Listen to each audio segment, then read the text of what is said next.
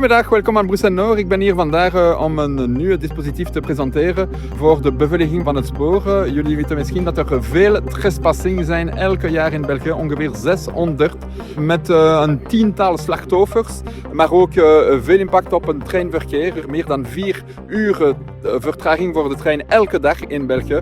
Dus trespassing is een echt probleem voor ons en dus we werken aan oplossingen op maat voor elke hotspot die we hebben in België geïdentificeerd. Alors Sophie, tu es à l'origine de ce dispositif, de cette idée. Il y a 2 étapes. Est-ce que tu peux nous présenter les 2 étapes de la sécurisation ici des quais à Bruxelles-Nord? Donc, tout d'abord, une étape physique avec le placement de clôtures rigides hautes, très visible de loin, qui va normalement dissuader les intrus de se diriger vers cette zone interdite. Et s'ils s'y avancent, on va essayer au mieux de les empêcher de passer ces clôtures qui font 2 mètres de haut. Quand bien même ici ils les franchissent, la zone ici où nous nous trouvons est équipée d'une détection anti-intrusion. Ils seront automatiquement détectés par l'intelligence artificielle. Et là, on sera envoyé au contrôle de room qui enverra des équipes de Signalbaye et la police des chemins de fer si nécessaire.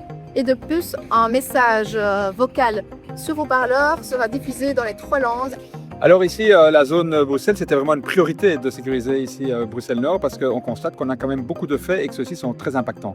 Exact, nous sommes à l'entrée de la jonction Nord-Midi, donc chaque impact de coupure du trafic a un impact national, en effet boule de neige. Donc il était essentiel de sécuriser le bout des quais car il n'y avait encore pas grand-chose comme mesure indiquant aux gens de ne pas rentrer dans cette jonction depuis le bout des quais. Merci beaucoup et bonne continuation. Merci. Alors Jean-Luc Ruc, nous présentons ici un dispositif de sécurisation pour empêcher l'accès aux voies, un dispositif particulièrement important par rapport à la politique du gouvernement qui vise à assurer à la fois la sécurité ferroviaire et la sécurité publique.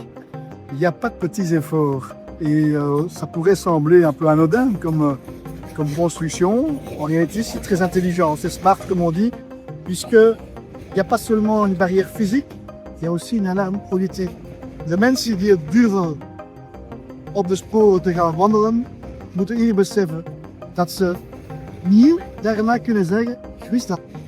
Ik heb dat niet gehoord, want het lawaai die gegeven is het lawaai die zegt tegen de mensen, ga achteruit. Je moet niet wandelen op sporen. Bedankt meneer de minister.